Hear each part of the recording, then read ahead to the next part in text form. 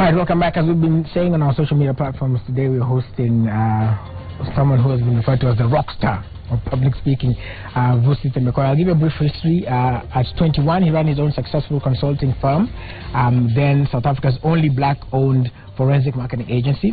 By 25, he was an executive of one of the largest consumer goods business in Africa.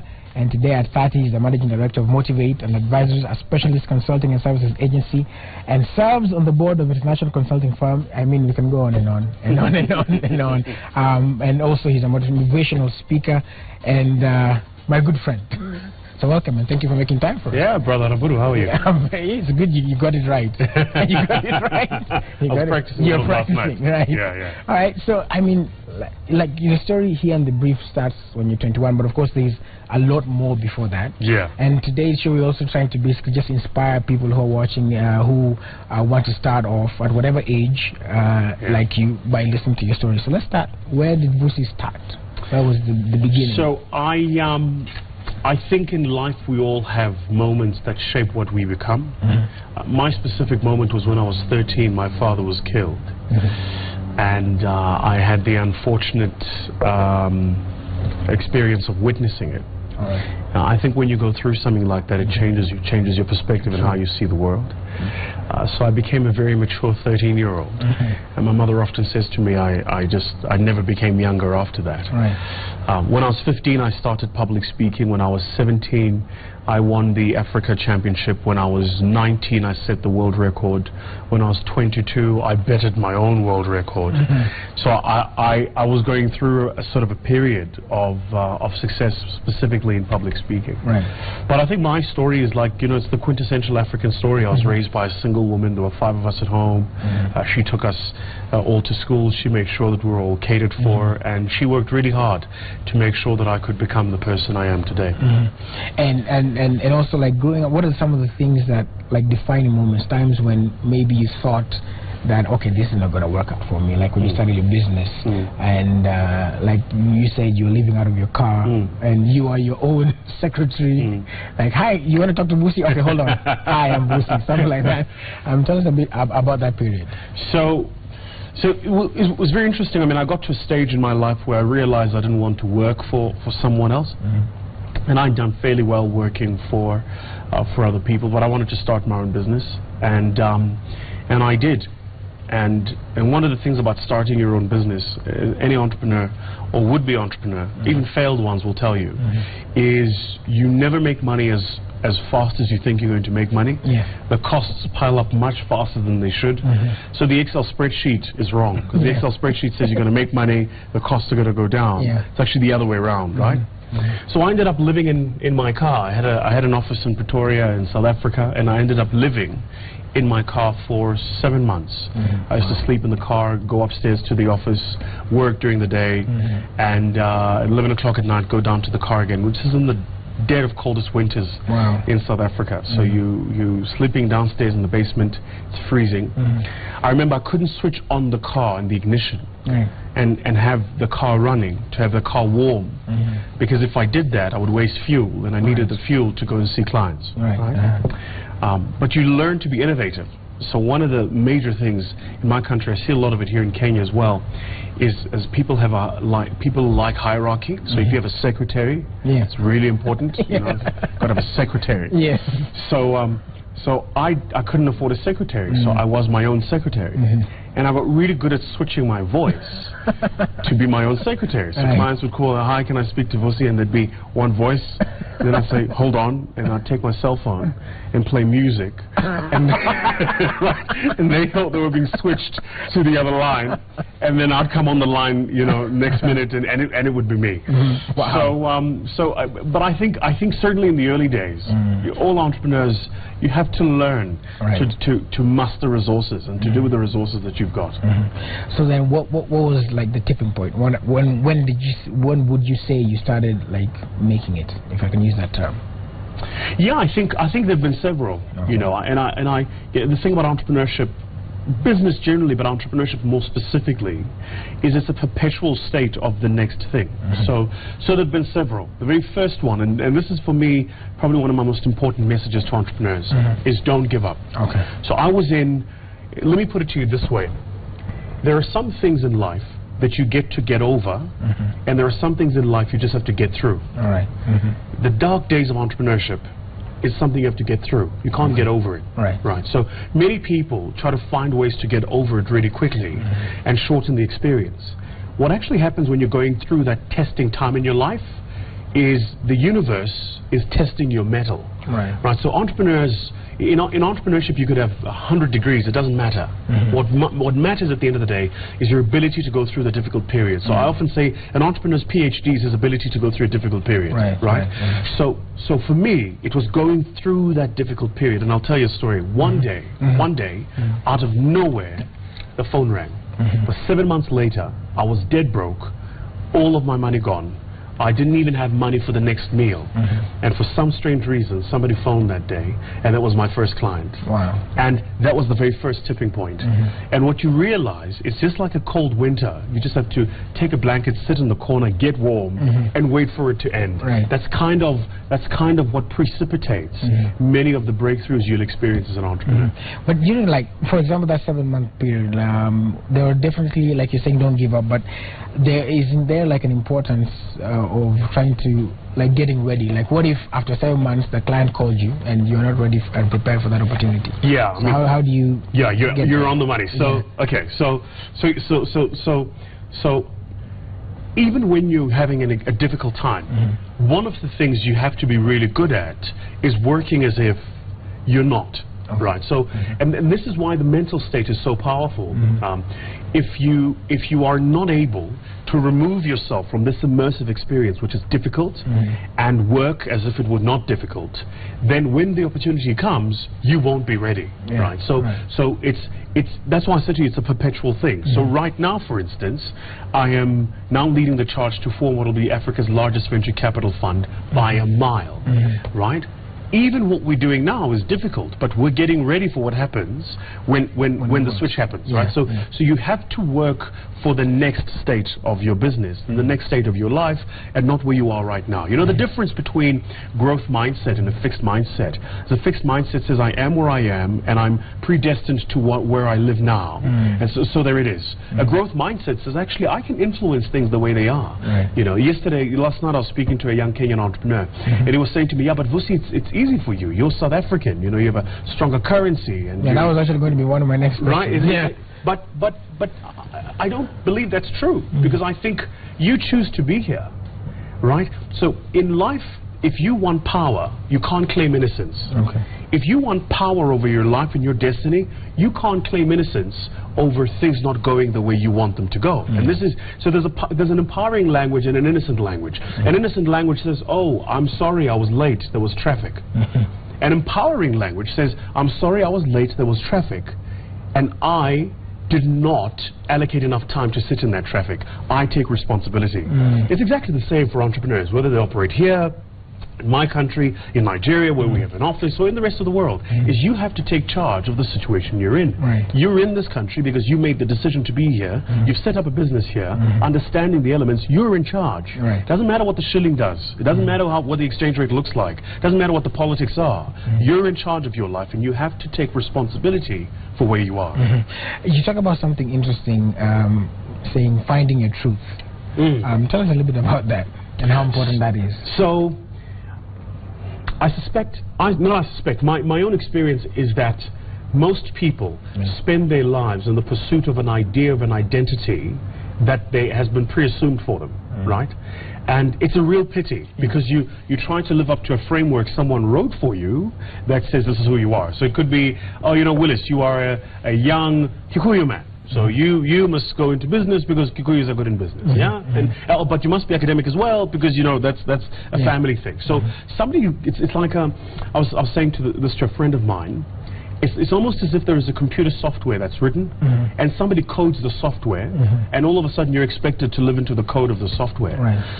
Africans especially are very, very bad at this, you know. So you have older Africans, and if you come up the ranks as a young African, before they listen to the substantive content, they go, yeah, but you're young. Right? When actually one of the things they don't realize, in the Fortune 500 in the Americas today, in the Fortune 500, for the first time in history, first time in history, 26% of the companies run in the Fortune 500 are run by people under the age of 35. That's never been the case ever in the world before. The most disruptive businesses in the world today are started by young people. So young people are beginning to usurp and claim their space in the world. But it only starts when you and I find our own truth. When you are able in our own minds to be clear about who we are, what we stand for, and why we are on this earth.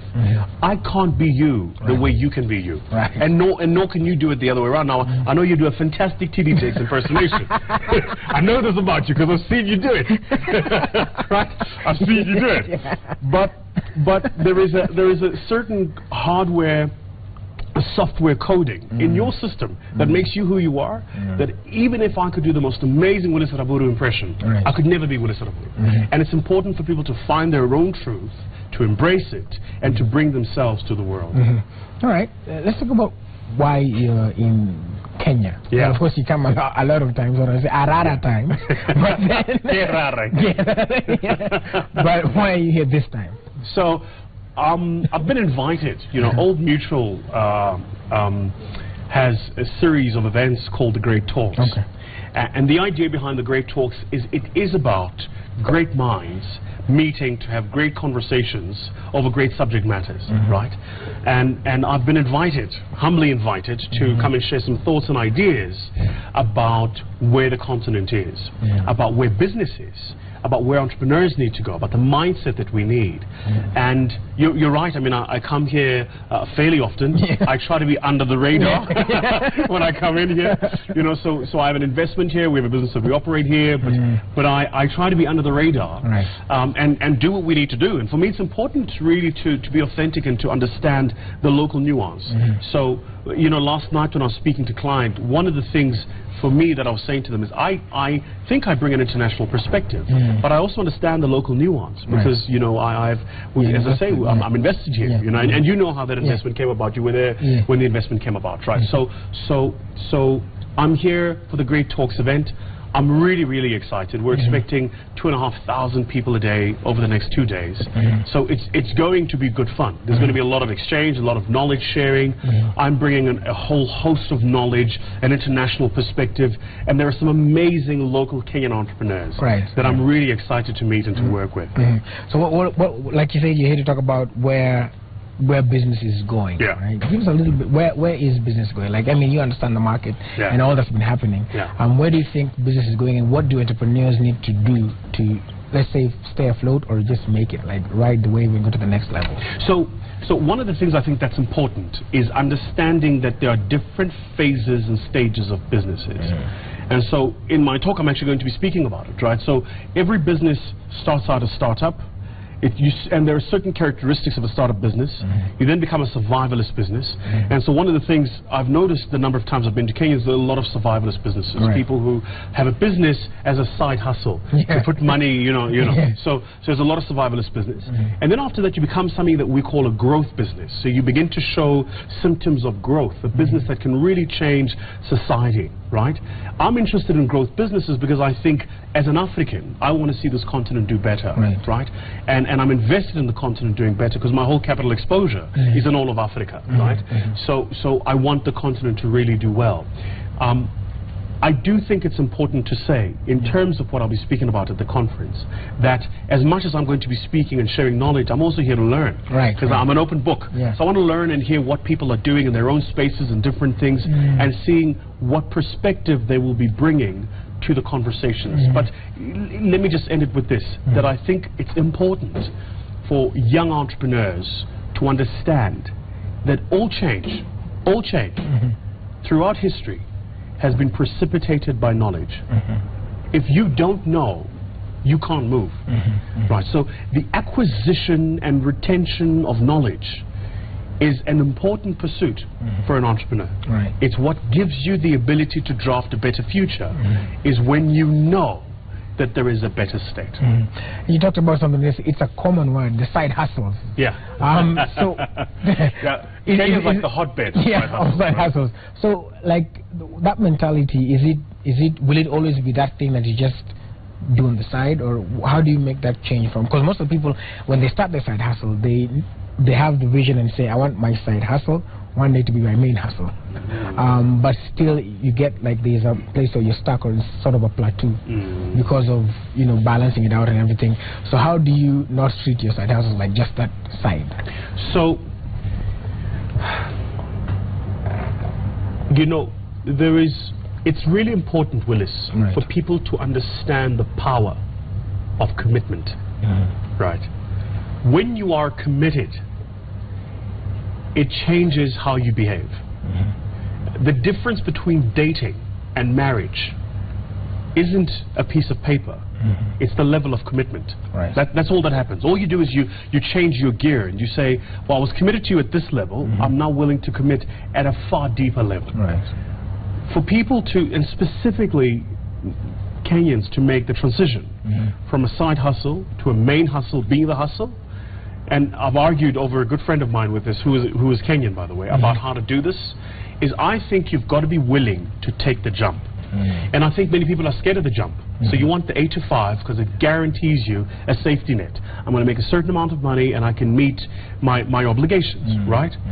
If you're not willing to make the jump, mentally, you're not going to be willing to make the transition from a side hustle into the main hustle.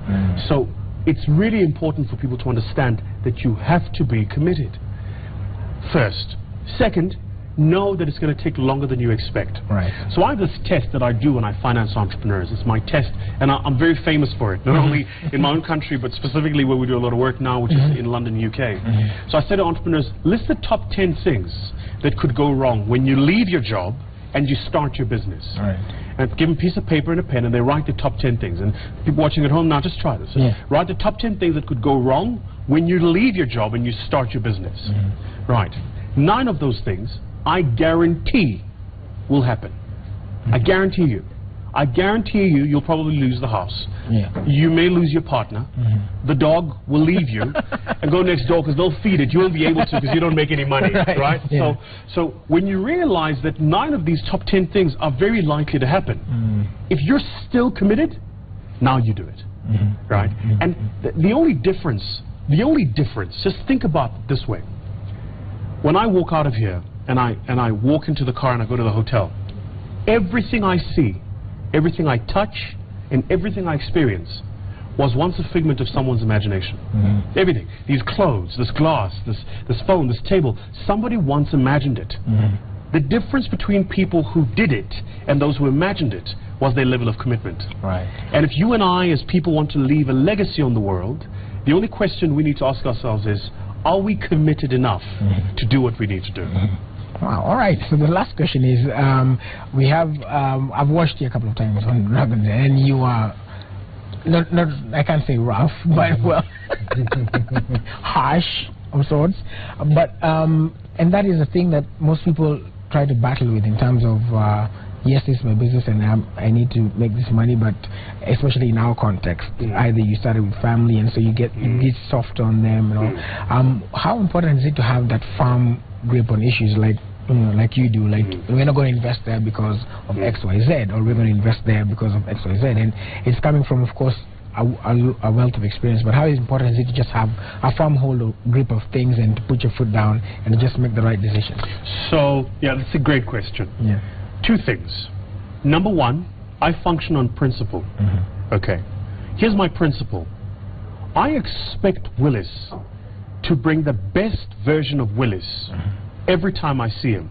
Now, there are various versions of you.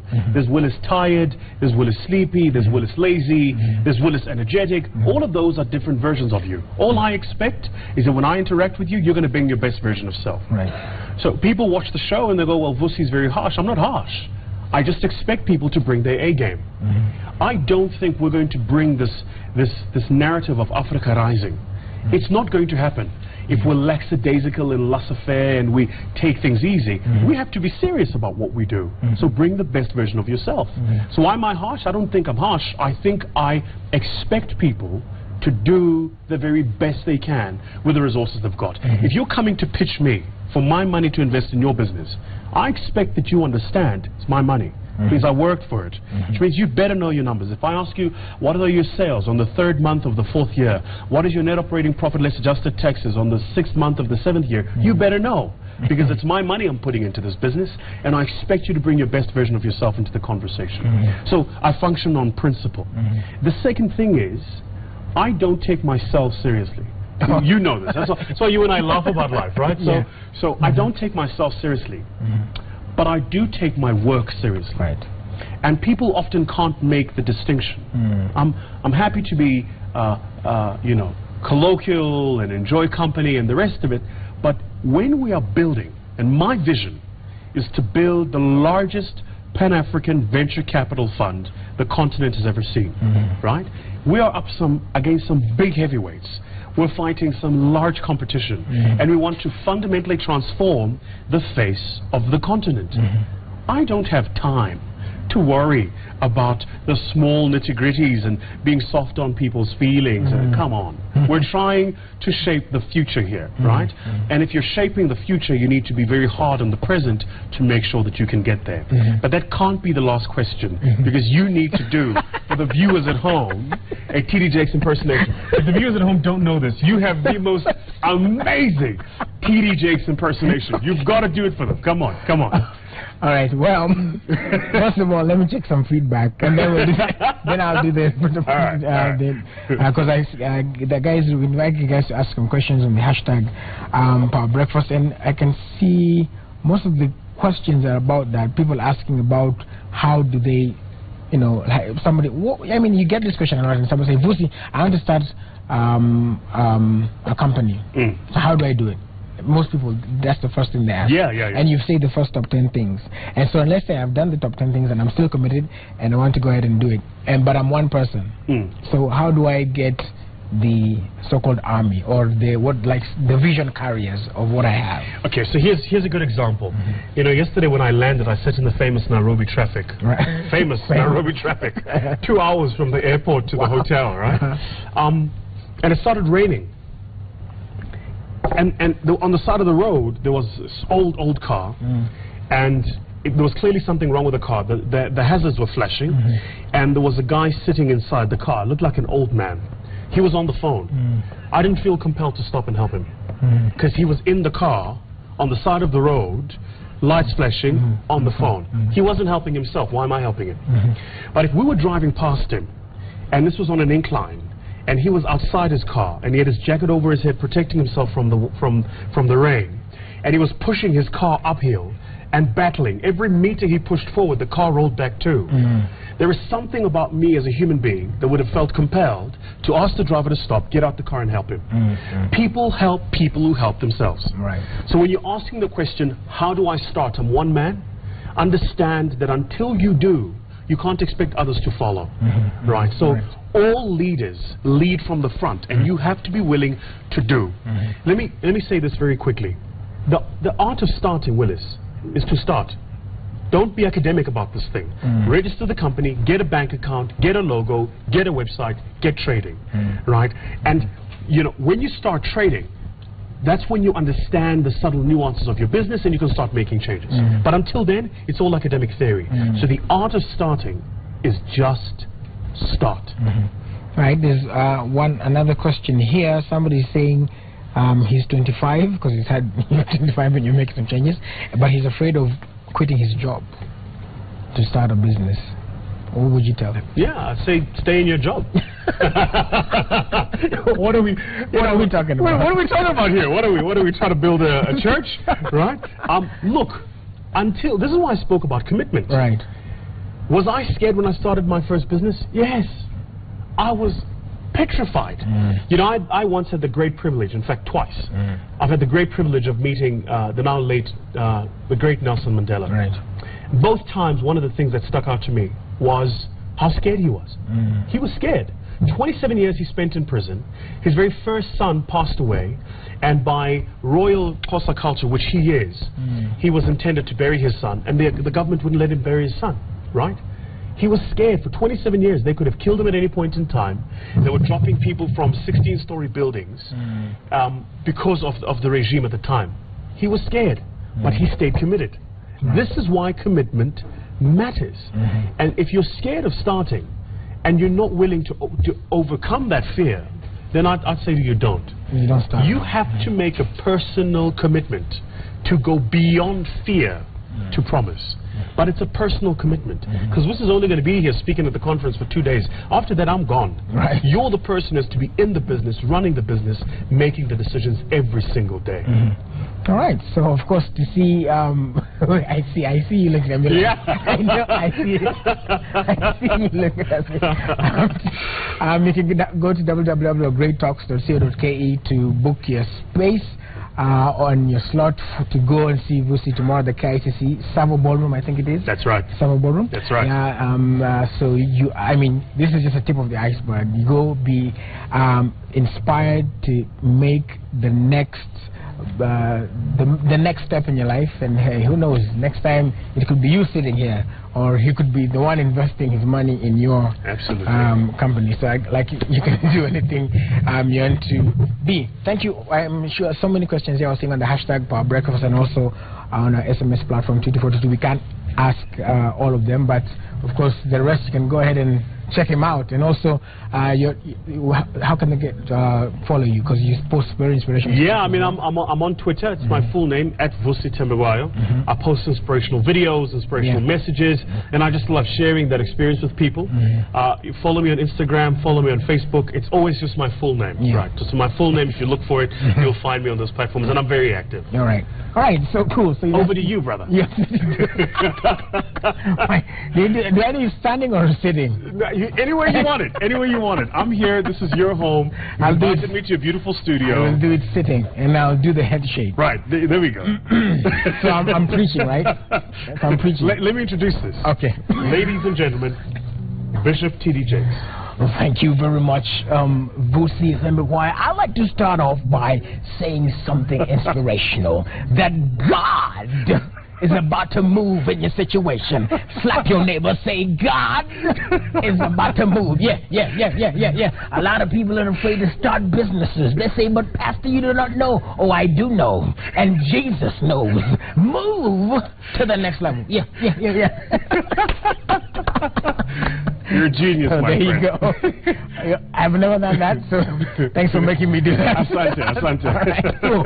So that's all the time we had. Thank you so much. We've been speaking to Vusi Tembewayo, who is a venture capitalist and a global speaker. He will be speaking, like I said, at the KICC tomorrow, Savo Ballroom. You can go to www.greattalks.co.ke to book your space over there and be inspired. Now, like you said, follow him, Vusi Tembewayo. Yeah, that's it. Yeah, I got it. Vusi Tembewayo at Twitter, Instagram, and Facebook. For now, though, we hand you back over to the amazing band to serenade us as next we're also talking about Hindu culture, so we're going to have food, dance, and a DJ, so you do not miss that. Good morning.